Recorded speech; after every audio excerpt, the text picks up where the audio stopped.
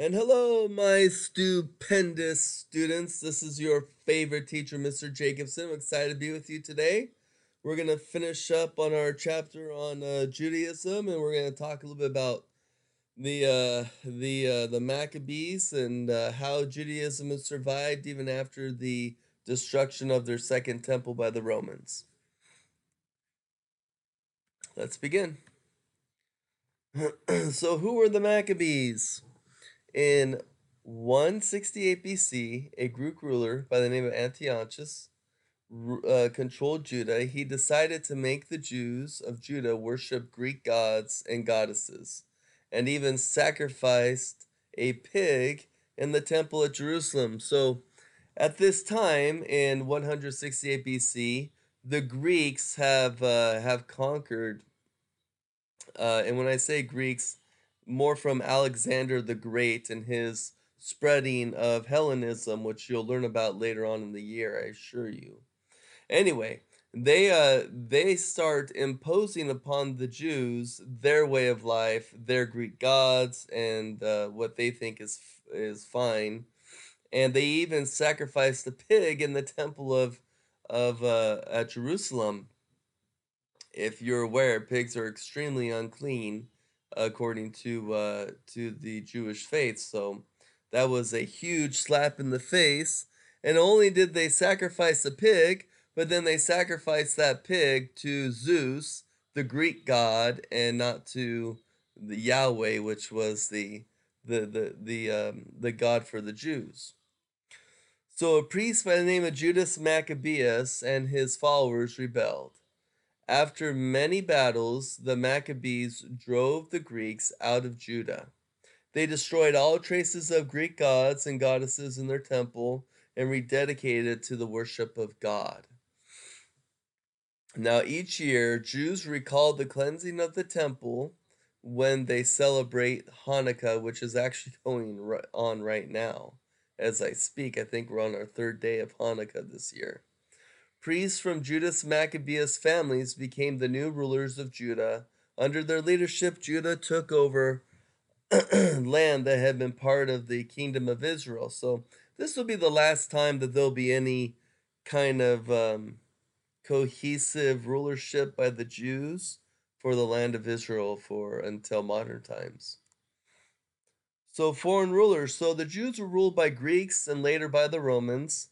They got tired of being ruled by foreign rulers and being forced to, adopt to their ways of life and worship their gods, etc.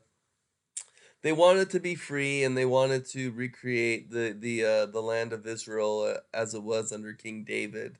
There was a group of people called the Zealots, and these are the people that really wanted to establish a kingdom of Israel once again. They rebelled against the Jews. I'm sorry, they rebelled against the Romans. The Zealots were Jews, and the Zealot revolt lasted 4 years, but in the end, it was unsuccessful. The Romans were just too powerful, too organized, and too well funded. Consequences of the Zealot revolt. So Romans, since the Zealots revolted and they were just sort of tired of the Jews who were constantly complaining and fighting back, they destroyed the second temple at Jerusalem. After the temple was destroyed, most Jews lost their will to fight and surrendered. Once the temple was gone, that was it. That was the crown of their religion and of their city of Jerusalem, and it was gone, which was in a way many of them thought God had abandoned them because he allowed the temple to get destroyed.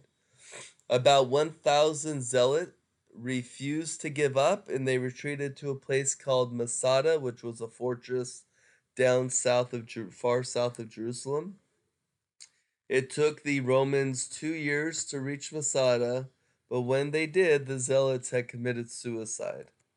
So this is the actual Masada fortress as it stands today.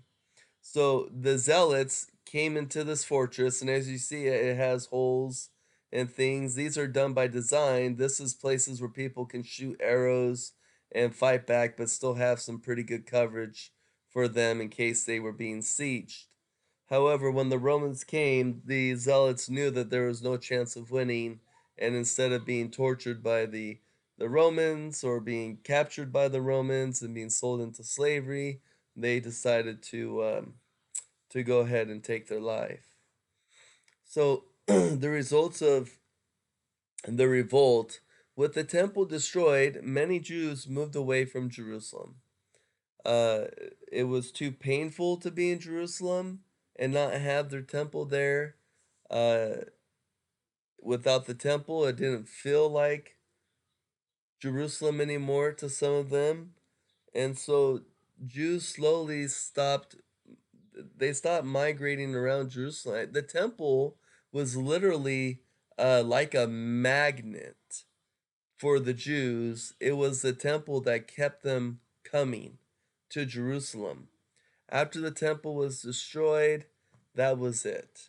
And so many Jews are going to fan out a lot into Europe area and into Turkey and other areas like that.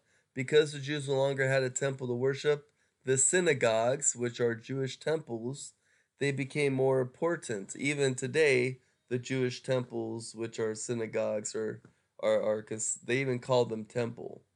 So those have kind of been the new temple um, for now for the Jews.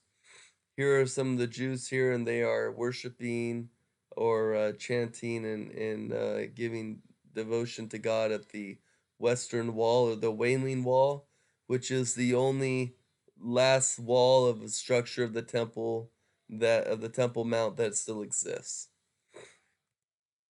So I'll show you bigger here. So this big building right here, this is the Muslim mosque, which has been built where the old temple of Jerusalem used to lay. So this is here, and then here is the Western Wall, the Wailing Wall, and this is original wall from the Temple Mount when it was destroyed by the Romans. So this still stands today, and this is a very important wall to the Jews today.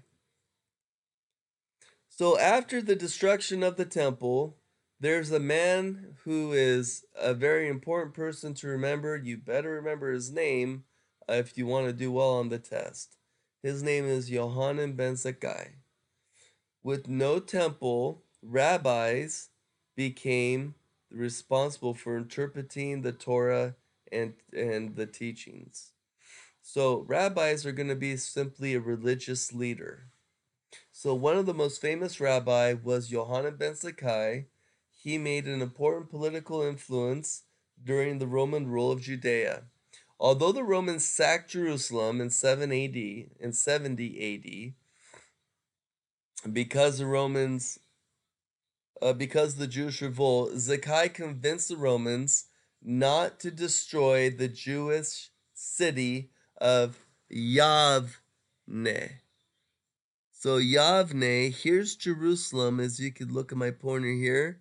North is Yavne, which not too far from Jerusalem, probably not too bad of a car ride uh, in modern times.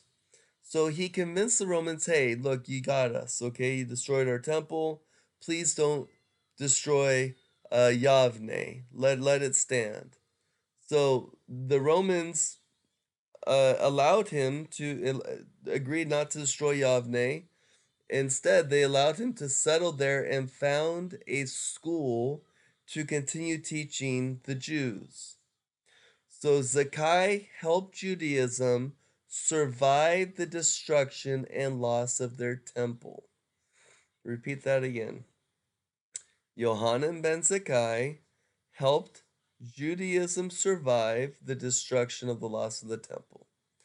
Through Yohanan ben Zakkai, Judaism survived even with the loss of the Jerusalem temple. So the temple's destroyed. It's gone. It's never been rebuilt since the Romans destroyed it.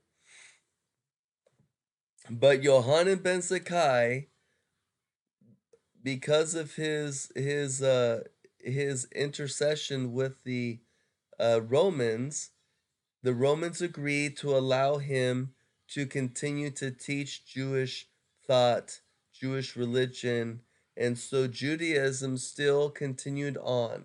However, Judaism will be different than when it was with the temple. Okay? From this point on, it's going to be known as Rabbinic Judaism because it's going to be the rabbis that people will look to for spiritual understanding and strength instead of the temple and the priests who operate at the temple. Rabbis are not necessarily priests. Okay, so that is the end, I believe. Let's see here. Oh, so this kind of just shows you the resettlements of Jews after the destruction of the temple. And as you can see, it goes pretty far out, even to later out to periods of Britain and so on. So, all right, so go ahead and write your one-page summary, and I look forward to discussing all this information with you at the first of the week. Have a great day, and we'll talk to you then. Bye bye.